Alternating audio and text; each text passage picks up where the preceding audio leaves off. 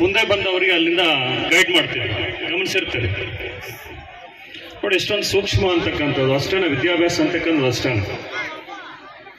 ಅವರನ್ನು ನೋಡಿ ಮಕ್ಕಳು ಕುಳಿತಿದ್ದಾರೆ, ಕಲಿತಿದ್ದಾರೆ. ಇಂಗ್ಲಿಷಲ್ಲಿ ಒಂದು ಪ್ರಾವರ್ಬ್ ಇದೆ,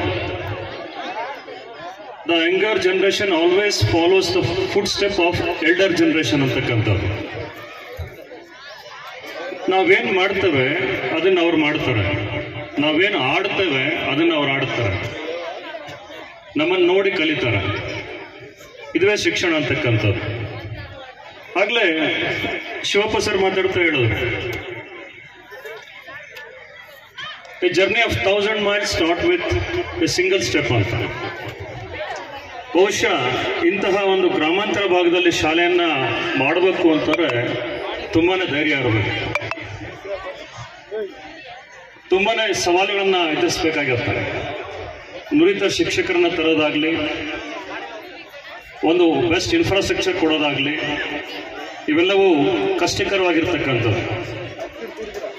ಆಗ್ಲೇ ಪ್ರಸಾದ್ ರೆಡ್ಡಿ ಸರ್ ಮಾತಾಡ್ತಾ ಹೇಳ್ತಿದ್ರು, ಅಥವಾ ನಮ್ಮ ಸ್ವಾಮಿಗಳು ಮಾತಾಡ್ತಾ ಹೇಳಿದ್ರು, ಈ ಶಾಲೆ ಪ್ರಾರಂಭ ಆಗ್ಬೇಕಾದ್ರೆ ನಾನು ಇಲ್ಲಿದ್ದೆ, ಸಾಕ್ಷಿ ಕರೆಸಿದ್ದೆ. ನಾನು ಅವತ್ತು ಇವ್ರು ಬೆಂಗಳೂರಿಂದ ಇಲ್ಲಿಗೆ ಯಾಕೆ ಬರ್ತಿದ್ರು ನಾನು ಪ್ರಶ್ನೆ ಮಾಡ್ಕೊಂಡೆ ಅಂತ ಅವ್ರು ಹೇಳೋದು. ನಿಜವಾಗ್ಲೂ ಅದು ಅರ್ಥಪೂರ್ಣವಾಗಿರ್ತಕ್ಕಂಥ ಮಾತು. ನಾನು ಹಲವಾರು ಬಾರಿ ಮಂಜುನಾಥ್ ರೆಡ್ಡಿ ಅವ್ರ ಜೊತೆ ಮಾತಾಡಿದಾಗ ಹಲವಾರು ಬಾರಿ ಪ್ರಶ್ನೆ ಮಾಡಿದ್ದಾನೆ. ಈ ದಿನಮಾನಗಳಲ್ಲಿ ವಿದ್ಯಾಭ್ಯಾಸ ಪಡ್ಕೊಂಡಿರ್ತಕ್ಕಂಥ ಎಲ್ಲ ಯುವಕರು ಬೆಂಗಳೂರು ಸಿಟಿ ಕಡೆ ಹೋಗ್ತಿರ್ಬೇಕಾದ್ರೆ ಅತ್ಯಂತ ವೆಲ್ ಕ್ವಾಲಿಫೈಡ್ ಮಂಜುನಾಥ್ ರೆಡ್ಡಿ ಮತ್ತು ಅವರ ಪತ್ನಿ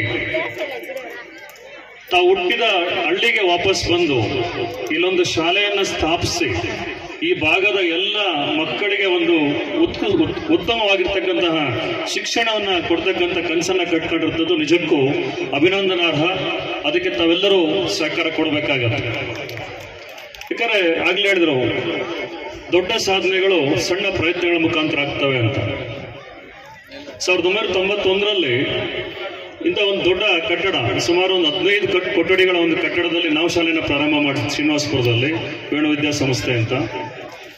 ಬಾಲಿಂಗನಾಥ ಸ್ವಾಮೀಜಿ ಅವರು ಬಂದು ಅವತ್ತು ಅದನ್ನ ಉದ್ಘಾಟನೆ ಮಾಡಿದಾಗ ಒಂದು ಮಾತನ್ನ ಹೇಳ ನಮ್ಮ ತಂದೆಯವರಿಗೆ, ನಿಮ್ಮ ಶಾಲೆಯಲ್ಲಿ 30 ಜನ ವಿದ್ಯಾರ್ಥಿಗಳಿದ್ದಾರೆ, ಟೌನಿಂದ ದೂರದಲ್ಲಿ ಬಂದು ಇಷ್ಟು ದೊಡ್ಡ ಕಟ್ಟಡವನ್ನ ಕಟ್ಟಿ ಶಾಲೆಯನ್ನ ಮಾಡ್ತಿದ್ದೀರಿ, ಶುಭವಾಗ್ಲಿ ಅಂತ ಒಂದು ಮಾತು ಹೇಳಿ ಹೋಗಿದ್ರು. ಬಹುಶಃ 2015ರ ವೇಳೆಗೆ ನಮ್ಮ ಶಾಲೆಯಲ್ಲಿ ಸುಮಾರು 2000 ವಿದ್ಯಾರ್ಥಿಗಳು ವಿದ್ಯಾಭ್ಯಾಸವನ್ನ ಮಾಡ್ತಿದ್ರು. ಕೋವಿಡ್ ನಂತರ ಈಗಲೂ ಸಹ ಸರಿಸುಮಾರು 1500 ಜನ ವಿದ್ಯಾರ್ಥಿಗಳು ವಿದ್ಯಾಭ್ಯಾಸ ಮಾಡ್ತಿದ್ದಾರೆ. ಅಂತಹ ಒಂದು ಸಾಧನೆಯನ್ನ ಖಂಡಿತವಾಗಿಯೂ ನಮ್ಮ ಮಂಜುನಾಥ್ ರೆಡ್ಡಿ ಅವರು ಅವರ ವಹಿಸಿರ್ತಕ್ಕಂಥ ಶ್ರದ್ಧೆಯನ್ನ ಗಮನಿಸಿದಾಗ ಈ ಶಾಲೆಯೂ ಸಹ ಸಾವಿರಾರು ವಿದ್ಯಾರ್ಥಿಗಳನ್ನ ತಲುಪುತ್ತೆ. ಒಂದು ಈ ಭಾಗದಲ್ಲಿ ಒಂದು ಅತ್ಯುತ್ತಮ ಶಾಲೆಯಾಗಿ ಹೊರಹೊಮ್ಮುತ್ತೆ ಅಂತ ನಾನು ಭಾವಿಸ್ತೇನೆ.